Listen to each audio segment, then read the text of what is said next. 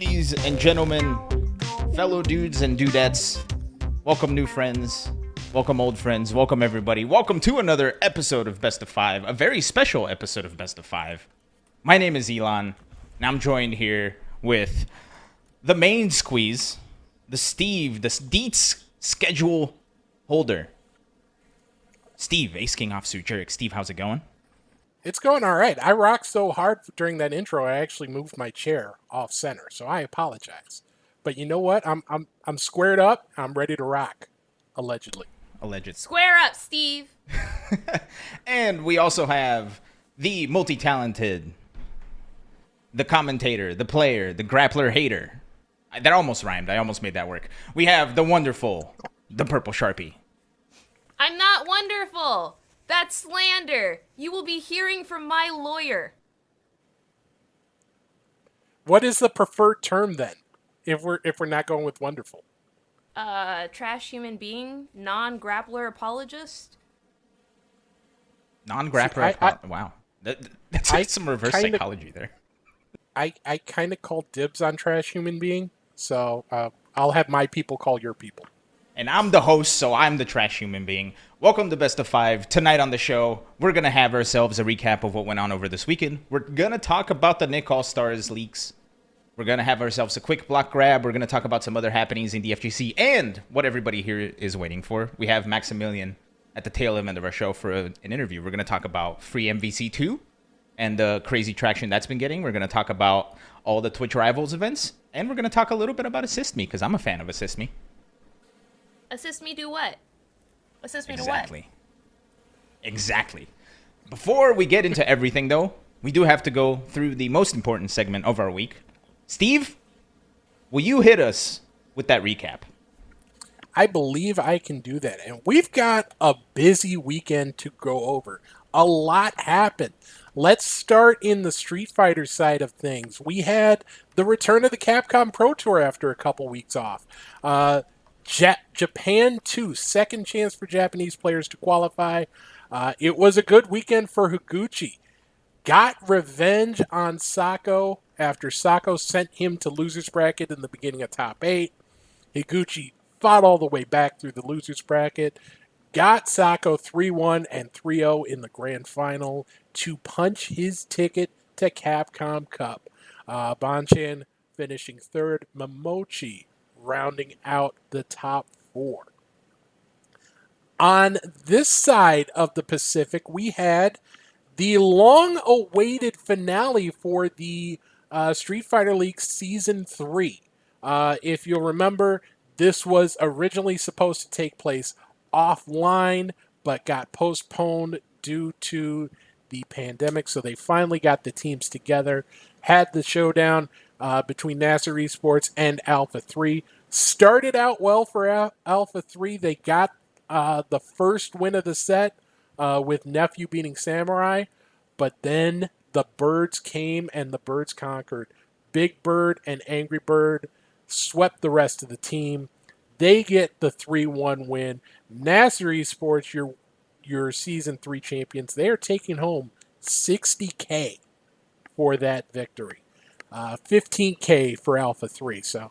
That's such a crazy, backwards way after, witnessing everything else that went through SFL. Because Samurai is usually the one that dominates SFL, but turns out he was the only one that lost a set at Nasser this year. Well, he's been carrying his team so many times over the past couple seasons. He gets a freebie. He's earned a freebie. I agree. It's about time he took some of that weight off his shoulders. I agree. 100%. All right, let's keep it going here with some other games. Vortex Gallery. This is the collective of games, if you're not aware, that was in previous years known as Anime Evo. They are under a new name now, but it's the same crazy, massive schedule. This is week 3 of 5. And you see there's a bunch of Central Fiction action. You had some great Garo action, one of which I misspelled, and I apologize. It was Guilty Garo. in South America as opposed to regular Gauro. You get one. White White February winning the North American Gauro tournament.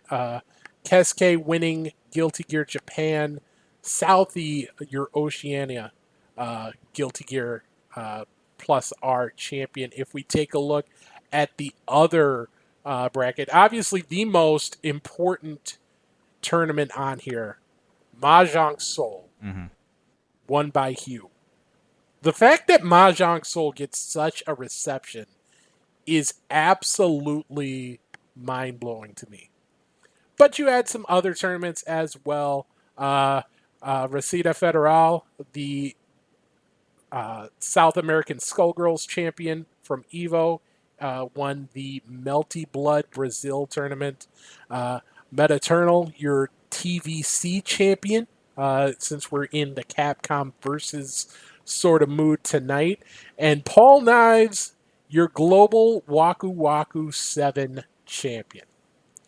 I still don't think that's a real game. Finally, we now know that Paul Knives is the best Waku Waku 7 champion. I really do want to go back and watch that. I'm kind of sad I missed out on it. It looks like a good game.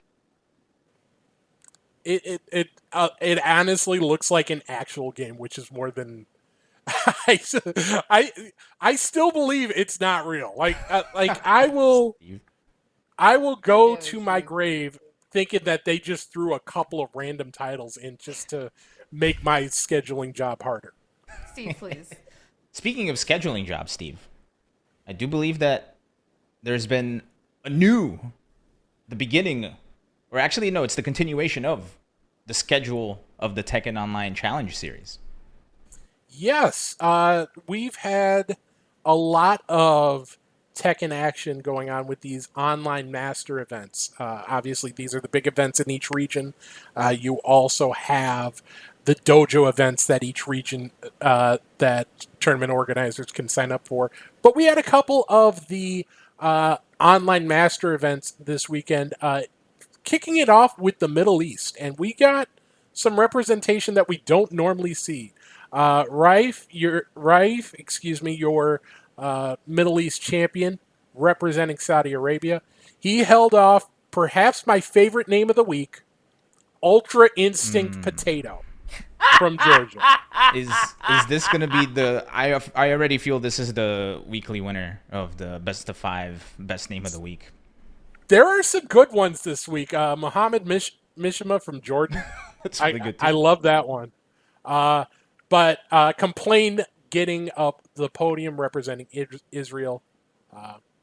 But, Jordan, Saudi Arabia, Israel, you're seeing representation there. You also saw a bunch of new representation in the other Tekken tournament of the weekend, the South Africa Online Master. And this is more Southern Africa. Because it was countries from all over the southern part of Africa that were eligible. And that's a good thing for Big Daddy Mike. He flies the Mozambique flag high, winning the tournament there, beating Callum Bukes from South Africa in the grand final. Kenya's DVK finishing third. But you've also got Zambia represented with Onyx making top 5. Madagascar through Mimosas with making top 8, as finishing tied for 7th with Unga Bunga. The mysterious Unga Bunga. The mysterious Unga Bunga. Sticking in the genre of Bamco online master events, we also had the first event in the DBFZ World Championship Tenkaichi Online Master Series. This one was won by Zane, taking it over Scientificoff in the grand. Scientificoff. I can talk. I swear I can. Alakovic and Yoma rounding out the top 4 there. Also, if we're talking about great names, Yoma is up there. Murder Lake TTV. Sauce K finishing tied for 13th. All right. That one We got me. got we got some quality ones this week. These names, dude. That one got me. And let's close it off with some Smash action. The Smash World Tour held its European regional final on the Smash Ultimate side of things. Glatoni from France is your winner, holding off Siski in the grand final. But the important thing is he finished in the top 6. So those two, along with Germany's Tariq, Centro from Austria, Pelly from the UK, and Tom Berry from France, all 6 of those players have qualified for the Smash World Tour final. Later on, I believe, I forget if it's at the end of this year or the early part of 2022. Nice. Very nice, actually. And we've got some things to keep an eye out for this coming week, especially weekend 4 of Vortex Gallery. I've got the schedule, if you have that. Whole lot of action going on. Kizuna Encounter on Saturday. You've got plenty of Melty. You've got plenty of Fexel. Puyo Puyo Tetris on both Steam and Switch, taking place over that Friday and Saturday. If we take a look at Sunday, we close things off with some Uni, some Central Fiction. You've got more Gundam, but the big one I'm actually going to try and watch on Sunday night, Street Fighter the movie. That Wow. game's so good. Robot Boombox Twitch channel. Oh my gosh. That game is so good. Blade Infinite combos. Let's go. I actually want to see this. I actually want to see this go down. Dude, I'm a fan. I'm a fan of just the fact that with Blade, you can jump, throw a knife, and then jump, throw another knife, and combo both knives into each other. So you can land, jump again, and throw a knife. You know what else I'm a fan of? I'm a fan of everybody that's subscribing to our show right now. So everybody here who's from Max's chat, let me hear you. Let me see you type a big, like, Max Dude. Let me see the big dumb beam. Will you? Flood our chat with it. But I do want to thank Big For Lil for the big resub. 3 months here. He's been here way longer than that. We have Crimson Wander subscribing with Twitch Prime. We have Scream Lord. Scream Lord? Scream Lord. Yeah, Scream Lord. And of course, the patron saint of Best of 5, Die by Sword. Big thanks, everybody, for the big resubs. There we go. We got the big dumb beams. Thank you, everybody. Thank you, everybody, for supporting us. We have Maximilian. He's in the powdering room right now. He's eating the red and orange M&Ms. Benny's Earlier we were talking about how unfair grapplers were together. You know, that's why I wasn't here for the pre-show. I was talking to Max about that. Yeah. It's an important conversation that we couldn't have in the public eye, but... For sure. We have to save face. Steve, was there anything else on this week's recap? That's it. If you look down below on the ticker, there's a list of events that you can check out, including Tekken Online challenges, more DBFZ action, as well as where to catch all of the info for Vortex Gallery. I'll have all of that on Juked this week. So if you want to catch everything at once, juke.gg is the place to go. There we are. Juke.gg is the place to go. Thank you, Steve, for another great recap. That was the recap. Bam. All right, moving on. Let's get on to our first topic of the day, and we're going to talk about Nickelodeon All Star Brawl. Big.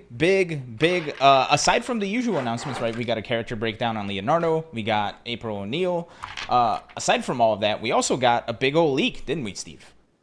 Well, let's kick it off chronologically. We actually had an interview happen on Wednesday, and that was with Joel Nystrom, who is the CEO of Ludosity, the one of the teams developing the game. And in an interview with Game Informer, they confirmed that the game will be launching on all platforms on October 5th. So Steam, PS4, PS5, Xbox Series S and X, and Switch. That's like in 2 weeks. Yeah, it's right. It's 2 weeks. It's close. We knew it was coming. I just wasn't sure it was coming that quickly. Now, with this announcement, we've talked a little bit in the past about this game, how we're excited about it, but there's been a couple of things that worry us, right? Specifically, the characters don't have any voices. The music is kind of weird. I feel like that was revealed in this interview, wasn't it, Steve? Yeah, some of that had been confirmed in the game's official Discord, but in this interview, Mr. Nystrom did actually confirm a lot of these things. When asked about the voice acting or lack thereof in these trailers and preview videos, he said, quote, "Our focus was on creating the best possible gameplay experience for core brawling fans and Nickelodeon fans around the globe. It is not as straightforward to do as one might think, and as we continue to build the Nick All Star Brawl franchise, we will be reviewing all options, which may include adding VO voiceover down the road." And then later in the interview, when he was asked about the in-game music, he said, quote, "The music is all new, but just like everything else, heavily referencing the source material," end quote.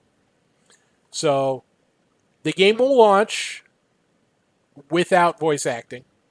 All of the stage music is going to be original compositions, not from the shows. So it's not going to be SpongeBob music. It's going to be SpongeBob-ish music. I mean, look, here's the thing, right? I kind of don't disagree with their approach, though, right? Because, like, imagine, like, not having the money to, or, like, imagine deciding on whether to make the game good or whether to get the voiceover and music. Imagine using your entire marketing team to advertise the idea of nostalgia and then tell people later on, 2 weeks before the game comes out, that there's no nostalgia. Like... That's exactly what I was bringing up last week. Just imagine that, and imagine that being the very first, like, conversation that you have with your budding community. It's not a good first step. Yeah. I mean... Yeah, no, it does suck. I 100% agree. But at the same time, it's like, is it feasible with... Yes. Yes, it is feasible. If Nickelodeon gave you the access to use their IP for those characters, then yes, it is feasible to fight for it. It's just, I didn't want to sacrifice other things inside of the game to provide the experience that we were going to promote off of, but my promotion team still used it. So... Well, I mean... I'm sorry. The last thing I will say is what I think that interview basically solidified is that this game was coming out regardless. Like, that's really what that means. If they didn't get the VOs and they don't have the soundtrack and they have to make their own sounds, this game is not coming out because it's like what they envisioned for the end time. It's coming out because this is the time that they got it greenlit by everybody to do it. And this is the most they could do. To be honest, that's what that means. That means they probably tried to fight for it. They probably didn't get the rights to something or the other, or it was a ridiculous amount of money, and they just couldn't do it, and this is as good as the game would ever be. And they're like, well, we might as well make a game and make some money instead of not coming out with a product. So... Yeah. Well, you know what another game is that came out with no VO or music, but in time Delta they Rune? added it? Oh. Skullgirls? Punch Planet? Them's fighting herds? Power Rangers. Oh. They didn't have voiceovers in the beginning, but later on in the game's life, they added it. So I think this is one of those things where if they get enough support, hopefully they'll add it, whatever that means. But here's the thing. I feel like when you're talking about Power Rangers, at least in the US, there's one spot to go for rights. Mm-hmm. You know, all of that comes through the same show. Whereas with this, you know, the people who own the rights to or have rights to, say, Ren and Stimpy. Some of that rests with Nickelodeon, maybe not all of that. Yeah. When you're talking about Rocco's Modern Life, you're talking about Wild Thornberrys, you're talking about another couple of shows that may be part of the game, wink, wink. Mm-hmm. That it's not exactly a one-stop shop, so it's a much more convoluted process, and it's probably a much more expensive process. The problem is, like I said last week, this is not a game that is being sold as a platform fighter. Oh yeah, we've got Nick characters. It's being sold as a Nickelodeon nostalgia bomb. Oh yeah, it's a platform fighter. Yep. With wave dashing and all of that. Yeah, true. So it feels like it's going to deliver on the second half of that, the platform fighter, because if you look at the previews, it looks like a legit game. But my fear is that it may not deliver on that first part, which is, for a lot of people, especially those outside the FGC, the main selling point. Yeah. Yeah. And we've seen what happens to games when they don't deliver on the main selling point of a game. Rest in peace, Golden Persona 4 Arena. You know who has delivered though? Who? Skullgirl, second encore? Well, that too. But Kwanzai, who has subscribed for 46 months in a row. Kwanzai, one of the OGs, we do appreciate. Everyone who does subscribe, everyone who's in chat, who retweets our stuff on Twitter, shares our stuff on YouTube, supports us in any way. We really do appreciate it. All of that goes into us being able to make this show better and better week on week. So thank you for your support, whether that be financial, spirit bombs, whatever it is. Yeah, thank you. What he said. I couldn't have said it better. Steve, in addition to all this, there was a tiny bit of a leak. Was there not? I'd say more than a tiny bit. Now, this game, we've had leaked portions of the roster multiple times between the game's announcement and today, including some video game, some cover art that included full filled in outlines of the characters, then just the outlines themselves, and then it's just the logo now. We've had various leaks, but today, or actually yesterday, excuse me, a Reddit user by the name of Teru SSBU logged onto the Xbox store and saw a splash page. Now, we're going to put it up on screen. If you are someone who does not want to be spoiled, A, this is on social media now, so be careful. And B, we're going to be discussing this. So, close your eyes, cover your ears. Just for 30 seconds. What about seconds. me? What if I don't want spoilers, Steve? Close your eyes and close your ears. For 30 seconds. We'll give you guys a thumbs up when we're ready. When we're done. We'll go like this. So ready? All right, everybody got your eyes closed? Remember, we're going to go like this. Not now. Afterwards. You told me to. Okay. Go close your eyes and your ears now. All right. Here's the leak. Here's the leaked image. Be careful. So, and I did square out the 3 characters who have not been announced yet on screen. So 3 characters from from one franchise that I am a big fan of. So I am happy. I am very happy that this is a thing, especially that character on top. I'm so happy. I'm so happy. I really can't believe they decided to put, like, Wacko from Animaniacs inside of this game. That's kind of crazy. I know. And I'm still waiting on the GUR breakdown. When's the GUR breakdown? There is no GUR breakdown. I know. So it does sound like GUR is actually going to be part of Zim's moveset. That is the biggest boo ever. I would hate that. What? Don't you even bring that into the world, Steve. How dare you? That's the news. That's what you get for being the messenger, Steve. Yeah. As long as you don't shoot I'm kidding, don't leave. Boo the messenger as much as you like. Just don't shoot the messenger. That's all I'm asking. Okay. You're lucky I'm not a ranged character. Also, everybody, we're done talking about the spoilers, so you can unclose your eyes and your ears. We're good. All right. Yeah. Doesn't matter. They put Barney in the game. It's not worth playing anymore. One more thing they did during the interview, they did announce that there will be 20 characters at launch and at least one season's worth of DLC. Interesting. Already. Wow. Quick to announce that, are they? Well, it comes out in 2 weeks now. That is true. It does come out in 2 weeks. All right. Time is a construct. Steve, Sharpie, dudes in the chat. Let me see some dumb beams. Everybody, I think it's time for a block grab. Block grab. Block grab. All right. Ladies and gentlemen, block grab. We have a lot of people who are new here or haven't watched the show in a hot minute. So here's how this works. If you are not subscribed to the channel, every time we show a trailer, if you like it, you spam yay. Right? Like there's the yay with the green thing, like the vote yay. And if you don't like it, you spam nay, which is the red vote thing. If you are subscribed, give us a grab if you like it. If you don't like it, give us a block. That's how this works.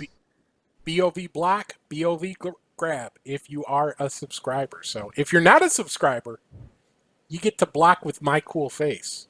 If you're Just not like a subscriber and you actually have enough channel points, you can go ahead and purchase it exclusively in the channel points at the bottom left. Go ahead and use those fantastic bestie points to show us what you think of this next segment. Elon, what do we have today? Here is our first block grab.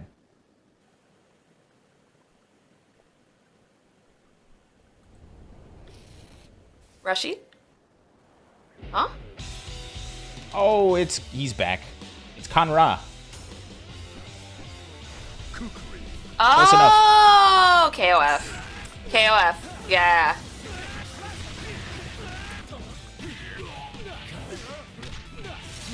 Bro, that is a super Skullgirls character. It actually made him good. All right. I'm really feeling that. Steve, Me blocker too. grab. Chat, keep spamming. I'm coming to you next. Or I'm coming to you after Sharpie. I'm sorry. Steve, blocker grab. I'm really liking the sand mechanics that we've seen so far. I like the design. I'm sold. I'm grabbing. Sharpie, blocker grab on That's a Kukri. grab from me. That's a grab from me. Nice. I'm looking at the chat. It looks a little bit split, but I'm seeing more grabs than blocks and more yays than nays. So I think the chat collectively, as an entity, is grabbing this one. I'm going to grab because he actually looks good. I enjoyed trying to learn him in KOF 14 in the very little time I played it. He was really tough to play, and he was not great. So he looks like he actually can do stuff now. So I'm a fan. Big grab for me. Grabs all around. I will give credit to Die by Sword. He brings up a good point in chat. He says the sand gets everywhere. Yeah, the sand will get everywhere. That is kind of unfortunate for everybody. It's not a me problem, though. All right. We have to keep it going here because we do have an interview with Max at the tail end of the show here at 7 p.m. Central, which is in about 24 minutes. So here's our next block grab. They need to stop putting these vampires in this game. They need to stop making this Twilight 2.0. Am I crazy in saying that? Oh, dear God. Oh, dear God. Oh, I found my main.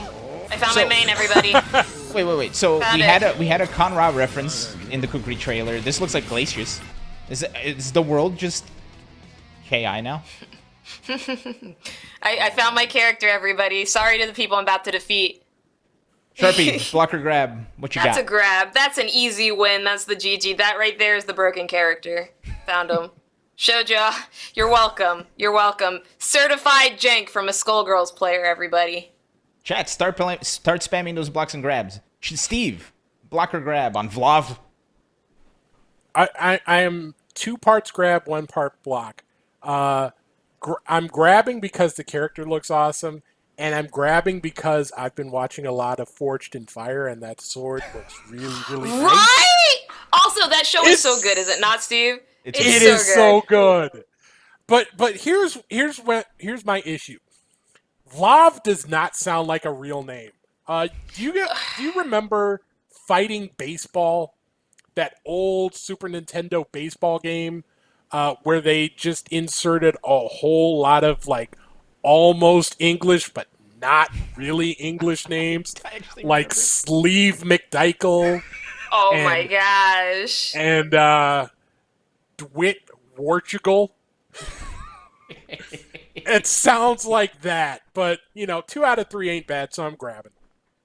Ooh, chat. I saw nothing but grabs, so I feel everybody's in for Vlov. And I'm also gonna grab Forged in Fire because that was my pandemic comfort show when it first started. So half and half. Here's our next block grab, so I can not be in trouble. I forgot to click the go button. I'm sorry. I'm scared of playing this music. That's fair. Is that Edward? That's Edward. Why does his haircut look awful? Because it's Street Fighter V hair. Is that what's her face? Was the Seth costume? What's her face? Rouge.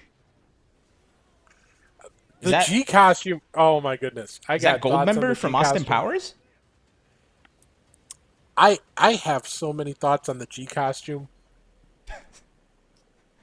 He looks like a guy who talks about being in the lifestyle but doesn't say what the lifestyle is. And whenever you ask him about it, he gives vague responses and kind of judges your answers to see where he wants to go with it. He's giving me off some weird vibes here. All right, so I want to just focus on the Ken Edward Falcon costume. Chat, start spamming those blocks and grabs. Steve, Edward Falcon, Ken, what are your thoughts? It's weird seeing a Power Stone reference. It kind of took me by surprise. I don't hate it, so I'll grab. Sharpie, what do you think about Edward Falcon? It's an easy block for me. It looked terrible. I did not like the way it looked at all. It didn't look fun. It didn't look appealing. I didn't like anything about any of those announcements. You know me, I never say this. It's just like it was very lackluster, every aspect of it. I feel like the most compelling thing about that trailer was the music. And we couldn't even play it. I'm scared of the DMCA, what can I tell you? No, I know, I'm just saying, it's like I understand. It's like they didn't even make custom music for it, So can we please pull up G though? Okay, let me pull up G. And while we're pulling up, y'all can yell at me for being harsh all you want. I'm just being real with it. You're correct. Not you, chat. Oh no, I don't think you're wrong. There's G. There. Now hold on. Before we get into G though, I do want to say everybody in the chat's blocked, and I just want to grab because it's Power Stone. And I like Power Stone. And I want more Power Stone, but it's sad because it looks like bad. Anyway, yeah. G. G. I mean, look at this. Look at this. This is like your stereotypical like swinger. Like if you're watching a movie and they need a swinger character, he will look like G. Very true. Steve, are you saying that you are grabbing this because you enjoy the fact that they're putting swinger outfits inside of Street Fighter V? I am holding up back on this. I'm not blocking. I'm not grabbing. You're getting away from it. I am escaping the entire situation. All right, Sharpie, block or grab on Swinger G. I already blocked it. Yeah. Okay, I'm gonna grab. I think I'm a fan of Austin Powers Gold Member. I want to play as Gold Member. Sorry for slamming my desk. It kind of hurt actually. And then there was one more Seth costume. Let's see if I can find it here. Let's take a gander. Where is the Seth costume? There it is. Well, there's Falcon. That looks awful. Everybody grabbed. There. Is this a Rouge costume? Another Power Stone costume? Or is this just a, oh, look, it's Seth and they're wearing a thing? Anyway, block or grab, chat. Block or grab, Sharpie. Block. Steve? It looks so bad. Don't disagree. Steve? Is that really under shown? Oh, wow. It's a soft block.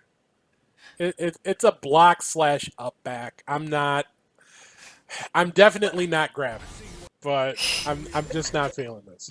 I'm mad at Elon because you unpaused it and it looked worse than it did when it was paused. Although, if you put this Seth next to that G, there are some implications there that we really. There are some implications there. I will. Steve, we have guests here. All right, so it looks like it's just a block all around. Everybody's saying that it was doesn't a look bad like trailer. It was a bad trailer. Yeah. Well, we have one more trailer here for our block grab, and let's take a gander, shall we?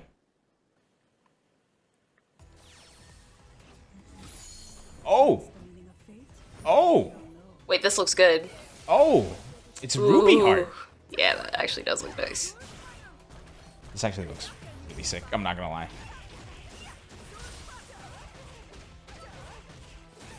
How is it that they can have this really dope costume and then have the other duds? Because it's a woman. It's the nature of art. Sometimes you hit, sometimes you miss.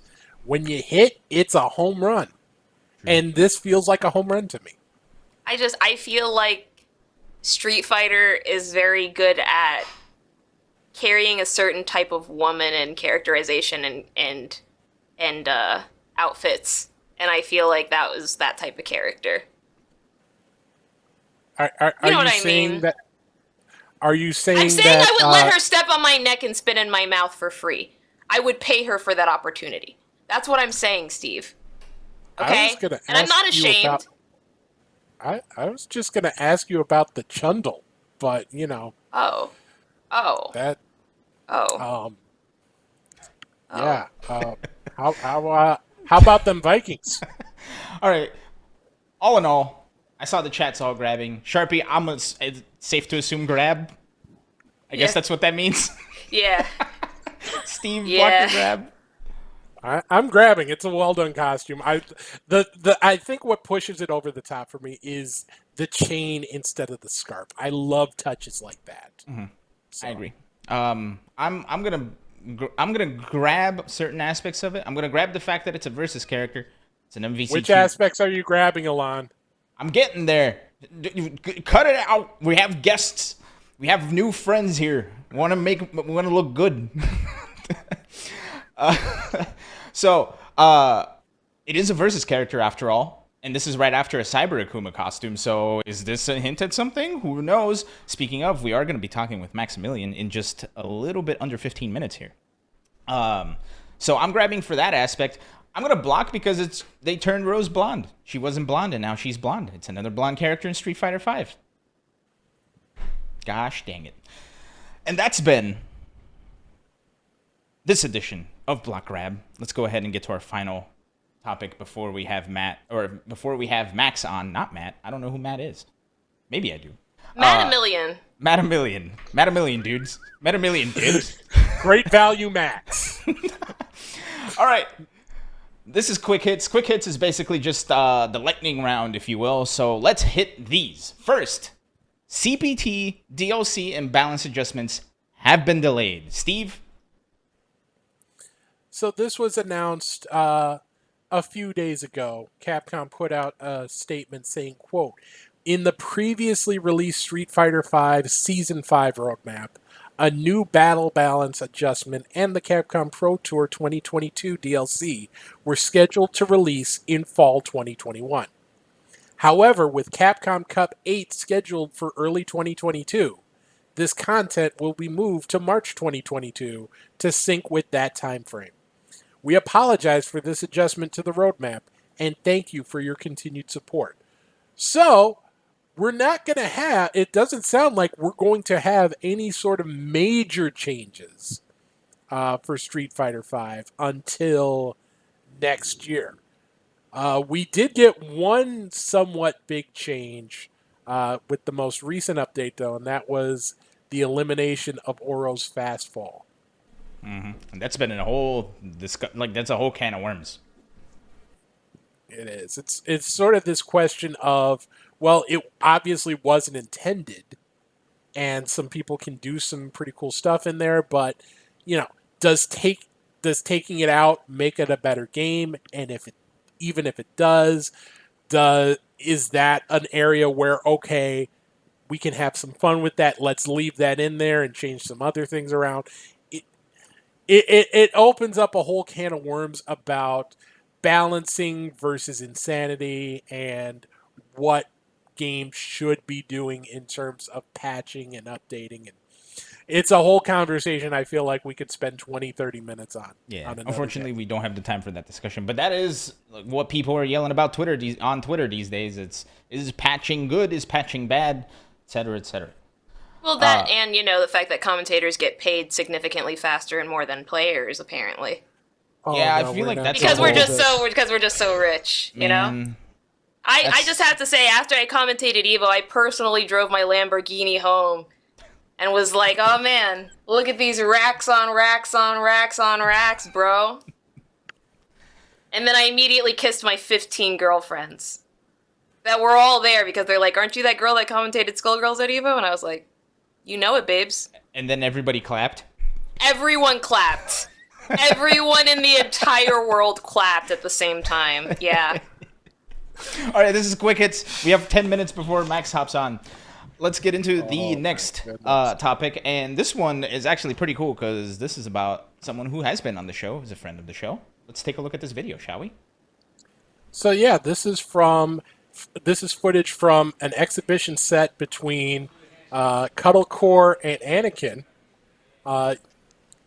At the end, you see this moment here.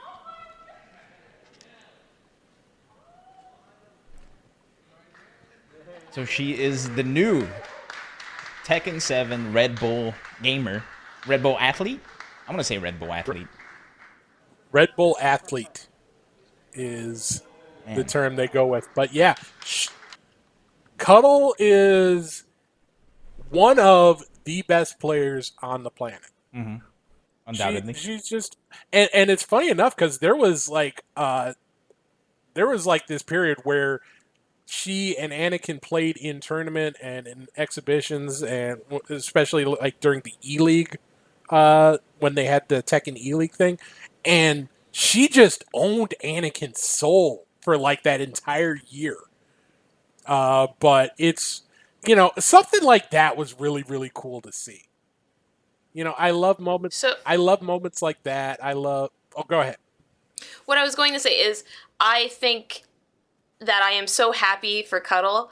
Not because I feel like, she's going to be able to do things on Red Bull that she hasn't been able to do previously. I think it's mostly because I'm really happy about what it represents for her as a person. There are very few people inside of the world that have been able to align or work and become official Red Bull players.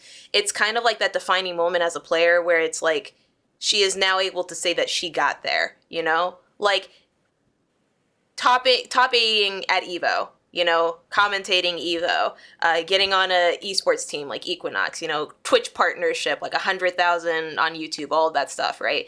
That's all very nice, but I think it's things that because I feel like just the best way I can say this is that I feel like Cuddle is genuinely top 3 competitor inside of the fighting game community right now. Not exclusively off of her gameplay, not exclusively off her content, because she is the whole package. And there are very few players I can actively say that about, and I mean that. There's I can count them literally right now on one hand. I won't do it because I don't want to embarrass them or anything, but she is up there in the top 3 for me, and it's because she's able to like do content. She's able to speak very, very clearly in public conversation. She's able to have an interview and hold it without saying anything offensive and just being honest and true, and she's able to play very, very, very, very well. So it's like, to me, this is just validating that she is an incredibly talented person even outside of video games, because Red Bull doesn't hire people exclusively for their gameplay. Red Bull hires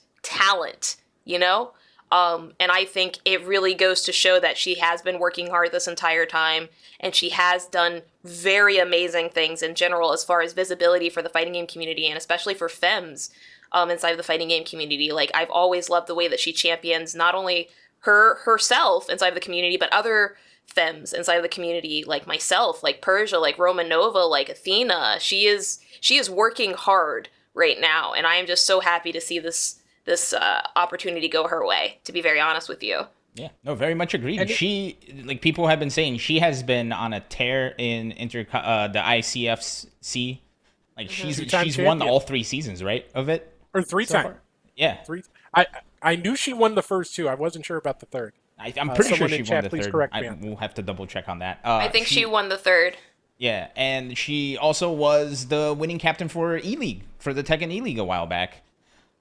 And she also coached 2 seasons of EXO Academy for 2 different women in Tekken. Exactly. So it's, yeah, much like you were saying, Sharpie, she is the whole package, and that's something that's very rare to see nowadays. The only other person I can think who puts this much craft or this much time into their content that is also a professional player right now is Justin Wong.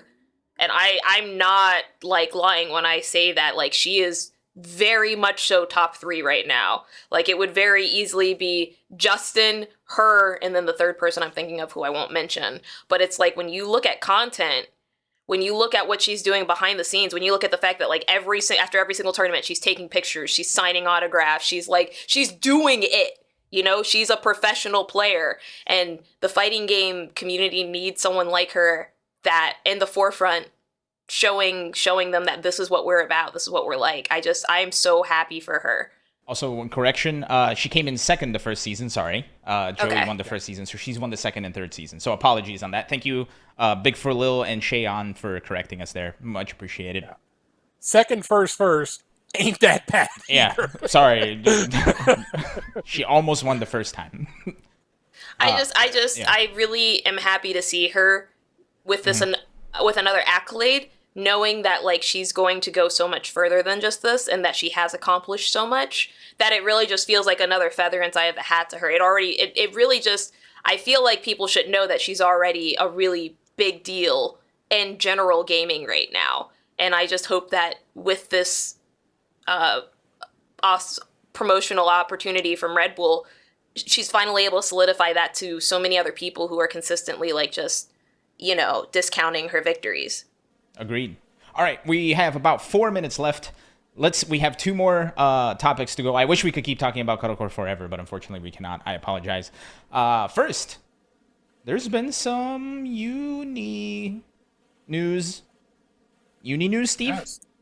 We got some uni news. Couple days ago on Twitter, the French-bred studio manager Nobuya Narita took to Twitter and put out this statement. This is translated via DBell, so I apologize if there are any anything is unclear or I've given different meaning to. But he did say, Uni is celebrating its 9th anniversary. Next year will be 10 years, and I feel like I'm going to collapse from the speed of time. I'll try my best to announce the next one as soon as possible. Thank you all so much for your support so far. So this statement makes it sound like French Bread is working on the next uni. There is, room for interpretation on this. Later, Raito, the uni series composer, quoted that tweet and said this: "We are working on the next installment of Uni."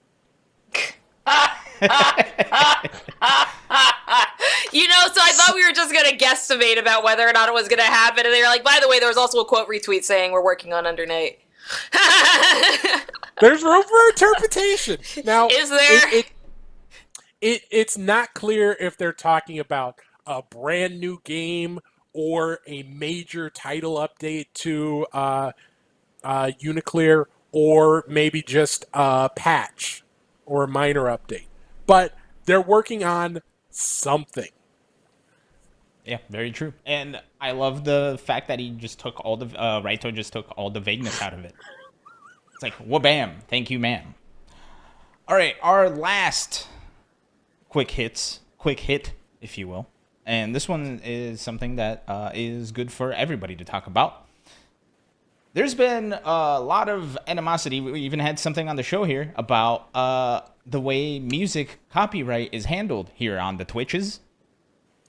A lot of people have been getting DMCA'd, a lot of things happening, a lot of crazy shenanigans that nobody really knows how to deal with because it's still something that's so new, and there's been a lot of missteps both from the Twitch side and from other sides. There's finally been some light shown into this big issue, where we got a big reveal about something that's happening on Twitch, didn't we, Steve? We did. This was in an email Twitch sent to its creators earlier today, and it is in regards to an agreement they just reached with the National Music Publishers Association. This is a group of several different music publishing companies that control a large amount of rights for music in the U.S. and abroad. They sent details of this agreement to Twitch creators. Some of the key things are that this is something that music right holders can choose to opt into. The big thing that they're selling is that if there is a first-time issue, it doesn't necessarily jump to a penalty. It can result in just a warning, depending on what the type of issue is. The example I used was background music in the background for a few seconds versus someone restreaming a concert or playing, using Twitch as a jukebox, that sort of thing. It's important to note, though, that the agreement does not change how music can be used on Twitch. So it doesn't mean it's not like the YouTube deal where you have this massive list of rights that you can pull up from, or massive list of artists that you can pull up from. But we will be learning more about this in the coming weeks. And hopefully this is going to be a good way to help settle down like all this new stuff that we're dealing with as far as like playing music and how that's all dealt. With all that said, ladies and gentlemen, you've been waiting for it all day, all show. Yeah, dudes. Dudes, let me see some dumb laser beams from Fulgore in the chat. Everybody, let's welcome the one, the only, our guest of honor today, the Maximilian. Hello, I made it. Max is here. Everything changes when you have a baby. Oh God. Yeah, it does. Hi everybody. Yeah, Thank you for waiting. No, all good. Nobody knew we were waiting, so we did it. We did our jobs as It's show perfect. hosts. So, Max, right off the bat, I just wanted to check in. Now that you're a family man, you're playing the Guile role. Well, actually, Guile said that to someone. How's that been? How's family man doing? How's daddy doing? I'd say, it's been challenging, rewarding, frustrating, beautiful, arduous, entertaining, and also has made me like the happiest I've ever been in my life. So it has been a huge, wide variety of crazy emotions trying to balance like streaming and video content and everything like that. But I feel like, honestly, like having a kid has really made me the happiest I've ever been. And it's also given me an opportunity to like prioritize things and try to work a bit smarter. And that included things like hiring an editor to finally edit my YouTube videos after like 13, 14 years of doing it myself or something like that. And yeah, like I think the most amazing thing is watching her learn how to do stuff and not trying to push fighting games or like you have to play the old Nintendo because that's what we did, you know. I'm not really in the same boat of like, I'm not going to make my daughter suffer all the things that we had to suffer through. She'll find new and creative ways to deal with all of the modern BS that happens in the world. So yeah, I'm curious to find out what she's going to love and the different things that she's going to like doing, because it's really satisfying. It's really satisfying to watch her learn. That's it. Sounds like good dad moments all around, huh? Yeah. Have you already started playing games with her? Like when I was younger, my first memories were my dad having me in his lap when I was like a toddler, and he would play like Grail or Eve or something. Do you do that with her? So right now she doesn't. She's taken to the arcade machines a little bit because they got big buttons and stuff like that, and she definitely likes slapping buttons on arcade sticks. She's about she's a year old, so she's like 14 months right now. She's already a grappler main, smashing buttons. Yeah, smashing buttons. The thing that gets her the most is, honestly, on my phone, I don't play a lot of games, but I take a lot of pictures and videos, and she likes scrolling through. She'll actually like figure out like point, and she like throws the video away to like the next one or something like that. And they're pretty much just pictures of like us together. So she's already figured out like kids are crazy, man. They're just sponges. She understands like interactivity of touch screens at 1 year old. And she's already like, she just grabs the phone and goes, beep, beep, beep, and she puts it up to her ear. She goes, wah, what? It's so cute. So, yes, I'm excited to see what she might be into, if she's even into anything. And I'm sorry to keep going on this topic, but it's something of interest to me because I am engaged and, you know, we're starting to have those conversations. I know Sharpie's engaged. Alon is also a person. So what I was wondering, you know, having a child, has that changed your priorities in terms of content creation and what you hope to get out of it, what your goals are? I think personally, like a lot of the content that I make has not changed. In fact, it's motivated me to do even more things. For example, like we have a very notorious history of cursing like effing sailors, which is weird because I don't really do that off stream. It's a weird stream thing where it's just like you just cut loose for no reason. So that really hasn't changed a lot. It's more the fact that I think a lot of the content I make over the years has changed so much. The thing that I didn't want to happen was I didn't want her to become content, right? I didn't want to like make a video like my baby plays X-Men versus Street Fighter for the first time. That's like what I distinctly did not want to do. We've had like a funny video where it's like we try her baby food with the rest of your video games, which I thought was pretty funny. But she'll pop into the stream every once in a while because Jessica very much wants her to say goodnight to me like every night, which I'm completely fine with. And the chat likes seeing her. So I just but I don't want the chat to be like, you know, tune in 7 p.m. Pacific, 8 p.m. Pacific Standard, whatever the hell, you know, the baby's gonna, like, I definitely don't want that. So I'd say like in terms of content creation, a lot hasn't changed, but in terms of like limiting how much I want her a part of the channel and like a part of the stream is definitely a concern of mine. Gotcha. So Max, now that you're a dad, I gotta ask, what's your best dad joke? Oh, man. Can't be put on the spot like this. So here's the thing. I don't have one. You know why? Because dad jokes intrinsically become a part of your DNA and you don't plan on them. Like, I was not a dad joke kind of person. And then suddenly, like, I don't actually have dad jokes. They just happen by product of situation. And Jessica's like, that was a hell of a dad joke. I'm like, I'm sorry. I did not mean to. I'm very sorry. So I don't even really have one. You would have to ask Kenny for that because Kenny is king of the dad jokes and he like plans on it. Okay, I'll tweet him. I'll tweet at him, see if I can get some out of him. So we're here. Let's stop beating around the bush, right? We're here because you started a call to free MVC2.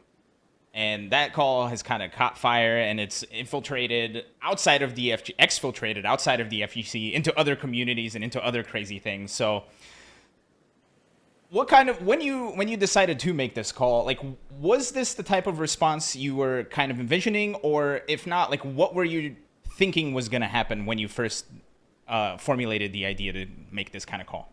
It was definitely what I was hoping for. So, like, obviously starting a hashtag is one thing, because anybody can sort of just start a hashtag. I thought that the narrative of Marvel 2 is kind of interesting, because it's a game that is specifically bound and locked behind bars. Like, you can't buy it. And the fact that it's one of the most celebrated fighting games of all time that is unpurchasable, and if you want to actually purchase a real copy, it's going to cost you upwards of like $200 to $300. And that's like an interesting story to me. It's something that's so desired by so many people, so considered to be one of the best fighting games of all time by so many people, to be that unpurchasable. Not to mention the fact that it is a game that has such a wide competitive history. Like, I can't even think of many other fighting games that stood the test of time and actually kept a pretty dang good hardcore competitive audience like Marvel 2, unless it's like Smash Brothers Melee. Like, some fighting games get their really niche audiences, but man, dude, people that play Marvel 2 play the out of it, and they love it. And that's like the game they play. And I feel it's the same. I kind of like shares that sort of camaraderie that a Smash Brothers Melee sort of has. And I felt that since like even Street Fighter 4 era, you know? So to me, it was a situation where it's got a unique story, right? It's got like, what do they mean free Marvel 2? Is it free? Like, no, it's free it because you can't buy it. Like, it's literally unpurchasable. And a lot of people genuinely, I can tell you this from streaming and dealing with it myself, I love emulation. I love enhancing games and making them look better and play better in many ways that you can. But people generally really don't like that. People just want to buy the thing, have it be available, and just play it with friends by pressing a couple of buttons. You know what I mean? Like a ranked match, enter, go. And the fact that it doesn't have that, the fact that that's locked to the PS3 360 version that can no longer even be purchasable, is truly something. So I've been thinking about this for a long time, and I told my chat for like months before I started it that I wanted to like have a big Marvel focused time of the year, which is usually around fall, and I wanted to focus around Marvel 2 especially.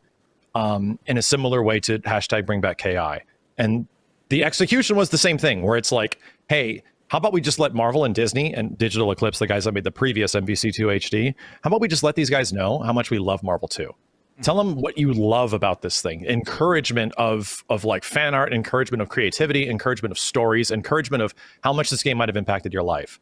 And that's the sort of feedback that I think is a lot more digestible, especially on the corporate end. That is where a lot of this is going to happen. So that was the plan. And I definitely wasn't expecting it to get bigger than the hashtag Bring Back KI campaign, which was already really big. And it actually doubled, way more. It doubled the engagements after the first 2 weeks. Wow. And this one, I don't even know now. All I know is that the reach was upwards of 25 million after a month and a half. So it definitely got out there. And I think the best part is that there's a lot more content creation now than when Marvel 2 came out before. And a lot more people are willing to be like, yeah, I grew up with this game and I love it. And even bigger YouTubers, way bigger than myself, are able to express that. I have a quick question just to add on to that. Steve, would you like to ask yours first? I was just going to ask if, you knew it was, you saw it got big. Did you ever imagine that it'd be getting so big that you were seeing signs for it in front rows of wrestling shows? That I did not. Yeah, for sure. I think that's just a huge testament to how much of an impact this game has had on people over the years, much less their memory of it, because it was truly one of like the dream come true fighting games of the late 90s, early 2000s, right? Well, the entire Versus series is essentially that, and Marvel 2 sort of peaked at that. So I think if there's one game in the Versus series that we're going to hopefully get, Marvel versus Capcom back in the forefront in some way, because I think this series genuinely has great brand visibility and recognition and a bunch of retro history that is certainly beloved, to take the game that everyone loves the most. Because I'll admit personally, MVC2 is not my favorite Marvel vs. Capcom. It's not even my second favorite Marvel vs. Capcom, but I can absolutely identify it's the one that makes people the happiest. I did want to add one more thing before we move on. So you've seen I'm sure you've seen the photo of the sign at an AEW event, the wrestling event. Yeah. With the wrestling crowd kind of getting permeated, and I didn't know about this until I started talking to a friend of mine who's into wrestling. There is another content creator who goes by Matthew, who does what they call Botchamania, which is he takes either interesting parts of wrestling shows or errors in wrestling shows and just kind of like showcases them and makes like funny videos out of it. And it's permeated even that. So like even like the inner wrestling culture has started talking about it, to the point where like even like entire like segments just for for signs of video games. Like that's a funny one right there. That one that we're looking at right now, that one I don't agree with. All right, if I just have to live react to these right now, hold on a second. I'm gonna say no. What? This is crazy. These people are nuts. What? Wait. What? Yeah. Okay, so people need to be stopped, right? Okay. Yeah. My Marvel 2 sign is in here too. Oh God, no. Oh, wait, there's a couple. Oh, dude. Oh, what's with the absolute obsession with Final Fantasy? I mean, I get it, right? It's Final Fantasy VII. I understand. People are very defensive. Okay, all right. Dude, okay, I think the biggest thing we could take from this video is the absolute gigantic crossover of AEW and Final Fantasy. There it is. See, that's a beautiful sign. This is the only sign that somebody went to Kinko's, right? Somebody actually got decent printout. That's the credit I got to give to this dude. This person actually contacted me on Twitter, and they had the sign that they made before they went. In fact, I saw other folks were at I think it was PAX West, something like that recently, that also had petition signs that were that had big free Marvel 2 signs that they were carrying around PAX or something like that. So yeah, people love Marvel 2. It's pretty obvious. It's like the most guaranteed way to make money with a pretty low, return of with a pretty great return of interest, Mm-hmm. So, just really quickly, before we go ahead and change on to the next subject, I did want to ask a quick question just regarding, because Max, you've been around for a while. You've dealt with a lot of communities, and most notably, as of right now, you've worked on the hashtag Bring Back KI campaign coming out of one of your latest videos for your Good Love Killer Instinct, that entire franchise coming back from Rare to now the revamp by Microsoft. But this Bring Back MVCI, obviously, like you said, is completely blown that previous campaign out of the water.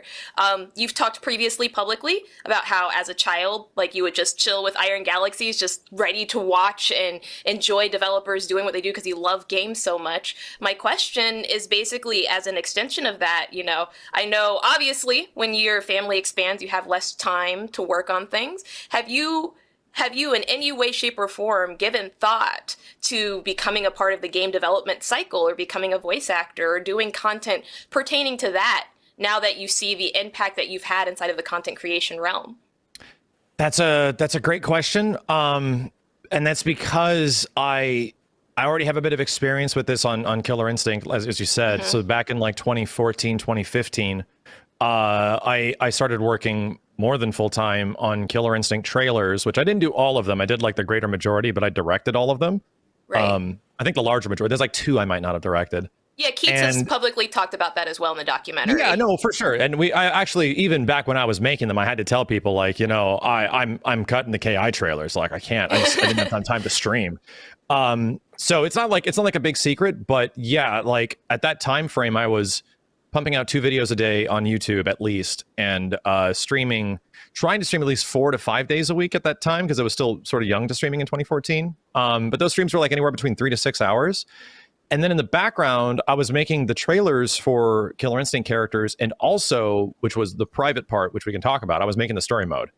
So we had to come up with how the story mode was going to work, which was essentially like a machinima thing because they had no budget. And we had to figure out what we were going to do with this actual time and budget. So we essentially had to mock together a story mode using in-game assets to tell the story of every single character that they had told. So I didn't write the story, but I made like all the cinematics and direction and stuff like that. Right. Anyway, that aged me like 5 years. Like that 1 year, literally, like I go back and I watch my streams and I go to the moment in the archives and I see like myself before that happened, and then I look at myself after. I'm like, holy shit, I aged myself 5 years doing this. So I think, and it's come up a few times where like the later seasons of KI needed like some expertise on the trailers, because they didn't have a ton of people that knew how to like throw together the trailers really fast as much as I did. And they just wanted somebody, I think, that really cared about KI. So when we put together the Eagle trailer, which had a lot of storytelling elements about like his Native American history and stuff like that, when we had to put together a Ram trailer for E3, which was actually an E3 General ROM trailer, they needed that stuff fast, so they're like, just get Max to do it. And I was ready to go at the time, but I definitely think if it was like, we need you to make this thing, I probably would be like, okay, maybe not anymore. I don't think I would take that much of a responsibility again, but I would definitely probably do consulting. And I most likely wouldn't even mind getting charged that much to do it, just because I just would like to make the product better in any way I possibly can, just based on my feedback, if not the feedback of so many people that knew what made the previous games great. So even if there was a situation where, Capcom or Marvel or Iron Galaxy or Microsoft or any of these devs that have made some of my favorite games did show up to me, I'd be absolutely willing to help, but only to a degree, and not to the degree that was like 2014 to 2015. Yeah, understandable. Okay. Thank you so much for that answer. No problem. Have you seen anything about the interview that the head of Digital Eclipse did? Well, I know he's did a couple. I have info from the one they did with Game Shack. Yeah, it's the one that's essentially making news everywhere right now. Mm-hmm. Yeah. We can actually pull up that first part of the clip when talking about how you, Max, mentioned Marvel vs. Capcom 2, and that blew up. He did a great video on that.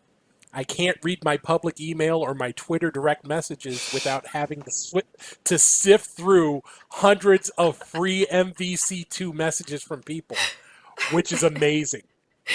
The reaction was incredible. I know that both Disney and Capcom have seen that loud and clear, and we've begun some discussions on that, and we're trying to see how far we can go. But ultimately, at the end of the day, it's really not up to us. Yeah. Parts of that are owned by two different really large entities that have a lot of reasons why they would want or not want to do something of that we're not privy to. So all we can really do is just make the best case possible and try and make it easy for them and see if they're interested.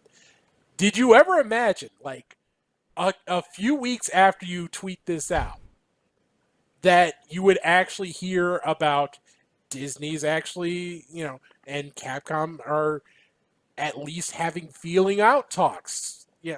Did you think it would have that sort of impact that quickly?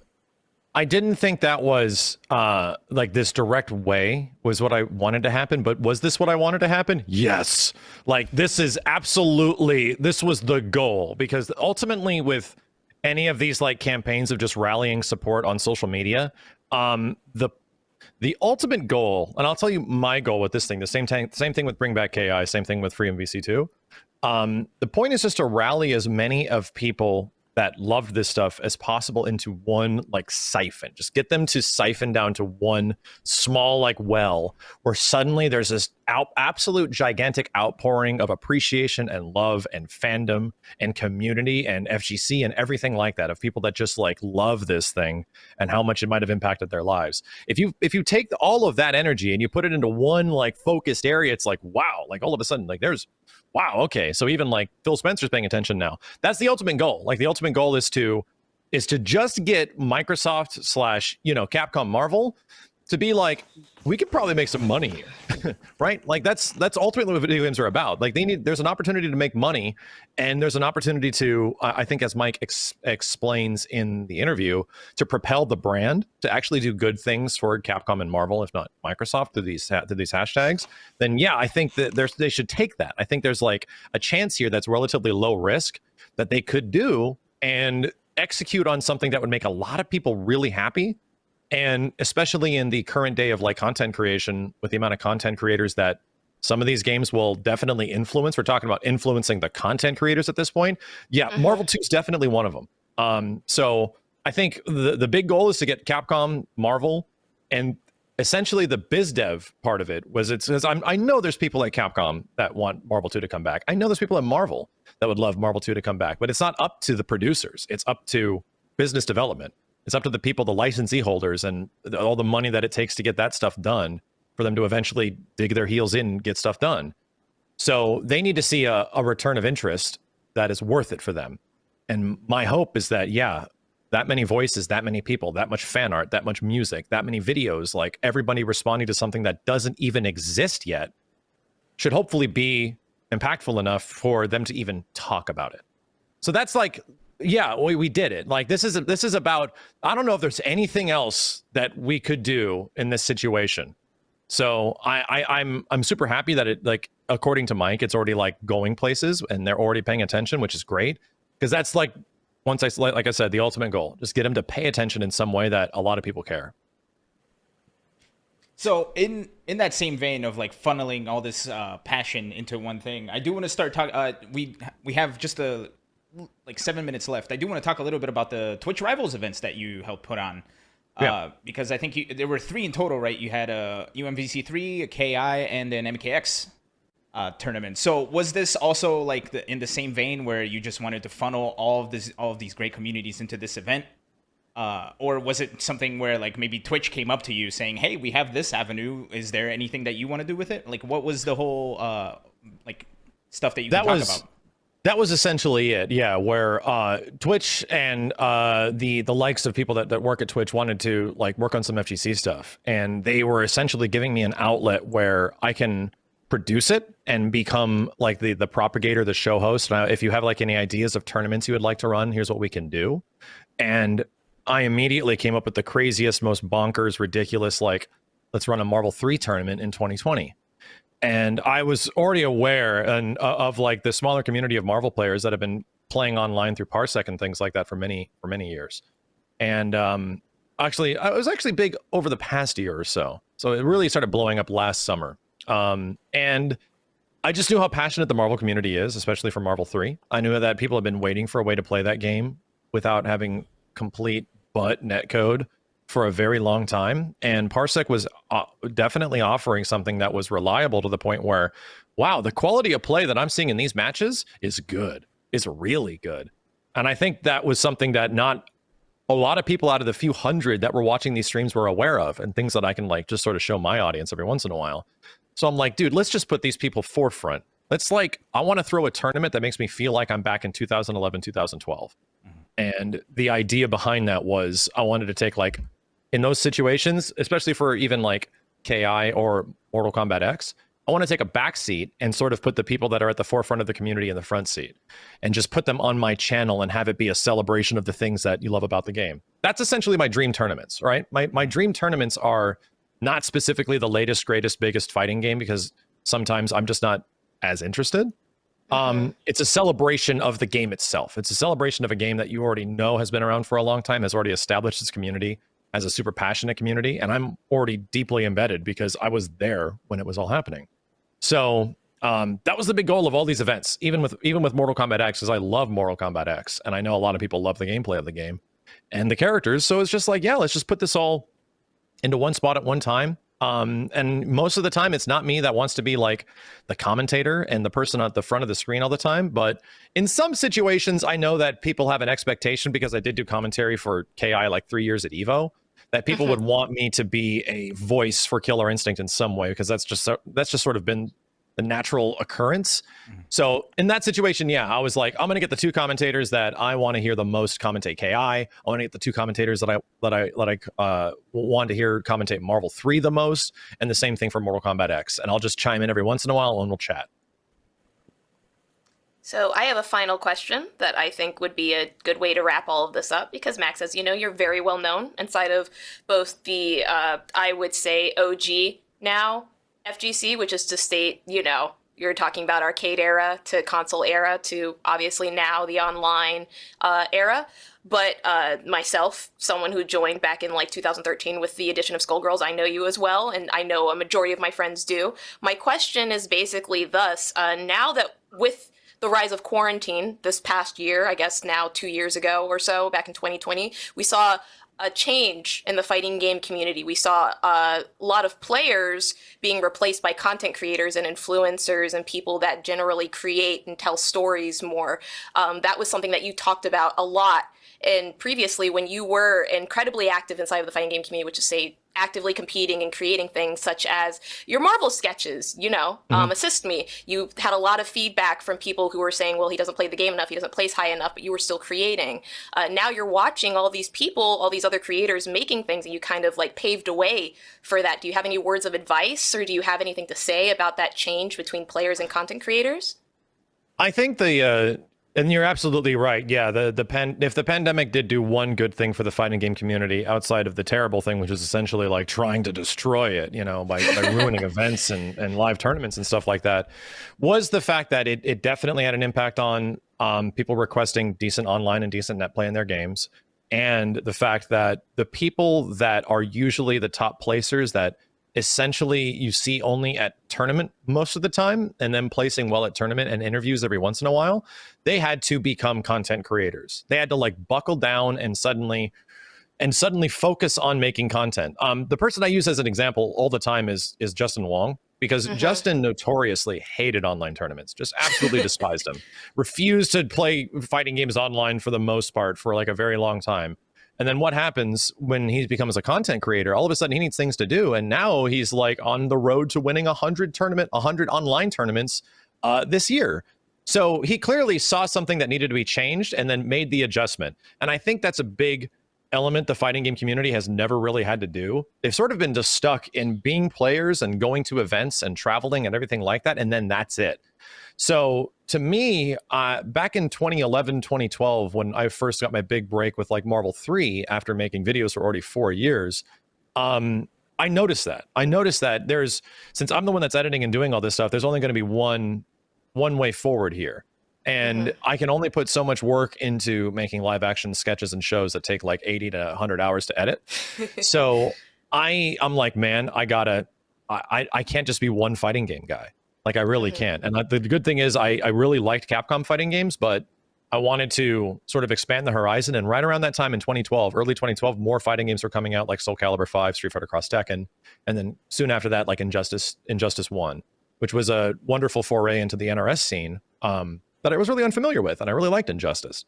So I think for me, it was a moment of like that moment of realization that I think a lot of the FGC might have had in this year or the past year or so from the pandemic, was something I quickly realized, that you can't ride one game for like the rest of your life. This isn't Minecraft or Fortnite, you'll have to eventually spread out and diversify yourself a little bit, or you can hunker down and focus on doing the one thing that, you're pretty good at and just do the one thing.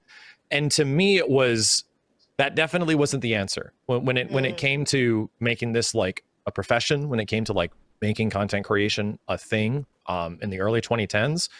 I quickly realized that, okay, I need to figure out how we can do this and do this without sacrificing my soul, like suddenly I'm like a League of Legends streamer or something like that. I did not want to do that. So I wanted to encourage my love for fighting games by still going with that. And also expand on other things like video games, where I can actually play things that aren't fighting games and I'm just losing my mind playing nothing but online fighting games at the time. And also enjoy some single player playthroughs with friends of retro games and modern games and stuff like that. So that's kind of how video games started. But yeah, like I completely agree with you that a lot of the FGC was sort of forced into like a corner in this situation where everyone had to become a content creator. And I think it's genuinely great. Like it doesn't mean my competition is 10 to 15 to 20 to 100 times greater than it ever was. Absolutely. But it means that more people are aware and playing fighting games than ever before. And that's the goal. Like the whole point is just to get more people to play fighting games. And if I can get other people to like watch other channels, like for example, Melty Blood, you know what? I'm not super excited about Melty Blood just in general, but a lot of these other content creators are, and you should go support them. Yep. So like rising tide raises all ships, huh? He's talking about me, chat. Exactly. All right. Exactly. So it is, unfortunately, our time is up. I did want to talk more about Assist Me and other things, but maybe we'll just have to have you on in the future again sometime soon. Sure. Sounds good. Cool. So Max, thank you so much for joining us. You can follow him at Maximilian_ on Twitter, and you can see him at what's the YouTube? It's Miles8 something. It's actually Miles923 or just YouTube Maximilian Dood. Maximilian Dood. And he streams on Twitch. He does everything. Max, super appreciate your time. Big thank you. Big thank you for bringing the dudes to us and hanging out with us for a little bit. Super appreciate it. All right. Thank you guys for having me. Big thanks. Thank you. Thank you. That was Maximilian Dood. What a nice dude. I'm a fan. I usually watch his streams and hang out, and it's still surreal. Like I was talking with Steve before we signed on. I was doing a sound check with him before the show, and he started talking, and I was like, oh, okay, now he's gonna wait for someone else to respond, because I'm so used to listening to him on his stream and like not be interacting, but getting to interact with him was super interesting. So big thanks to Max. Dudes, let me see some more big dumb beams. Spam that stuff in here. I almost did it, Steve. Thank you. You're welcome. I You mean, know, that was my very first time talking to Maximilian, and what I can say is that he's definitely dude. We're a dude. You're a dude. I'm we're a all dude. dudes. We're all dudes, yeah. Oh man, that's what I should have tweeted out. Yeah, you Because should like have. right before we did the announcement, I Yeah. tweeted out a picture of the dude. I tweeted out the logo from Hey Dude, and I wanted one more, and I couldn't think anything. That's the one I should have gone with. I am a professional script writer, Steve. I'm professional. Like, why I does no gotta one use the contact me? resources. All I right. gotta use the resources afforded My fee's to me. too high. Yeah, too expensive for us. Too good. All right, we do have to say goodbye. First of all, big thanks to the dudes, to Maximilian, to Maximilian's community. You guys for spamming those big dumb beams in our chat. I love seeing it. I love you. Love you guys. I guess. I love having you guys here. This was super fun. Next week, we'll be back here. Same bad time, same bad channel, 6 p.m. Central. We'll be going over more fighting game stuff. We'll be going over tournaments. We'll be going over what will happen in the future, among other things. My name is Elon. And if I get things worked out, we'll have a little bit of another interview next week. Yes, So, that is right. An interview in the works as well. Thank you for reminding me, Steve. So I have been Elon. This is the main squeeze, Ace King Offsuit Jurek. You can follow him at Ace King Offsuit. That is the multi-talented, the wonderful, I'm sorry, not wonderful, the, what was it, trash human being? The purple Sharpie? Wait, that's what you told me to say. That's what you told me to say. Elon, we need to have a conversation off stream about how you address women. this is why you're not engaged.